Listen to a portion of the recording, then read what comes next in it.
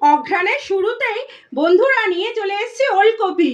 এই ওলকপি দিয়ে সামান্য আদা কাঁচা লঙ্কা চেরা দিয়ে কাতলা মাছের ঝোল বানাবো। খেয়ে দেখবেন গরম ধোয়া ওঠা ভাতে ওলকপি দিয়ে মাছের ঝোল মুখে লেগে থাকে। একদিন অবশ্যই করবেন। সবাই খুব ভালো থাকবেন।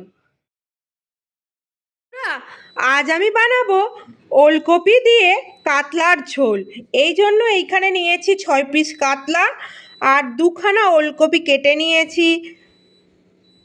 মশলার জন্য নিয়েছি একটা পেঁয়াজ, সামান্য আদা, কয়েক কুচি রসুন, 4টে কাঁচা লঙ্কা ও গোটা জিরে আর ধনে পাতা কুচি।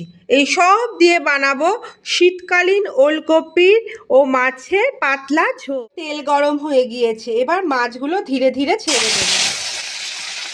মাছগুলো ভাজা হবে, তারপর আমরা ঝোল করব।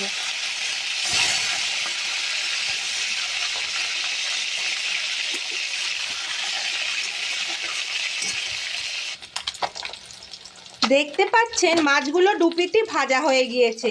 এবার তোলার পালা। মাছ ভাজার তেলে গোটা জিরে ফোড়নে দিলাম।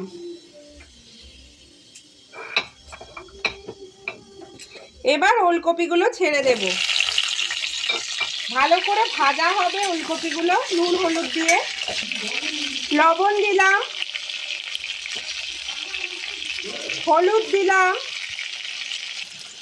মোটামুটি ওলকপিগুলো ভাজা হয়ে গিয়েছে, টমেটোটা দিয়ে নেড়ে চেড়ে নেব।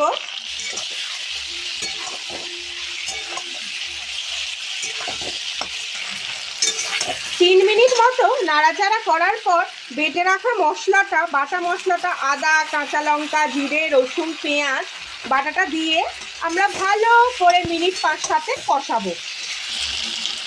মশলা কষানো হয়ে গিয়েছে, সুন্দর একটা গন্ধও বেরোচ্ছে।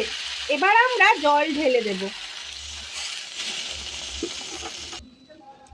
আরও বেশ খানিকটা লবণ দিলাম। আর জানেন তো, ওলকপি আলুর থেকে অনেক বেশি শক্ত হয় এবং সিদ্ধ হতে সময় নেয়, তাই ওলকপিটা সিদ্ধ হওয়ার জন্য আমরা ঢেকে দিলাম। মিনিট 5-7 পর আমরা ওপর দিয়ে মাছগুলো দেব। ঢাকনাটা সরাবো, এবার সরিয়ে দেখব। দেখুন নরম হয়ে গিয়েছে ওলকপি। প্রায় মিনিট 10 মতো ফোটালাম, জানেন, নাহলে তো আবার নরম হবে না। ফুটন্ত ঝোলে মাছগুলো ছেড়ে দেব। মাছগুলো ছেড়ে দিয়ে ওপর দিয়ে ধনে পাতাগুলো দিয়ে দেব। এবার এই ঝোলটাও আরও মিনিট 5 ফোটাবো, তারপর নামিয়ে নেব। জানো তো তোমরা, আমাদের বাড়িতে কিন্তু প্রতি সানডে চিকেন বা মটন হয় না। যেহেতু আমরা মাংস খাই না বেশি, আমি তো মাংস খাই না, ওই কারণে মাসে হয়তো 1-8টা রবিবার চিকেন বা মটন হয়। বেশিরভাগ সানডেতেই নানা রকমের মাছ হয়। এই সানডেতে হালকাই কাতলা মাছ দিয়ে ওলকপি দিয়ে ঝোল করলাম। এবার একটু ঢেকে দেব। ঢাকনাটা আবারও সরালাম। দেখুন সুন্দর ঝোলটা ফুটছে, একটা সুন্দর গন্ধ বেরোচ্ছে। এই ওলকপি দিয়ে মাছের ঝোল শীতকালের গরম ভাতে দারুণ।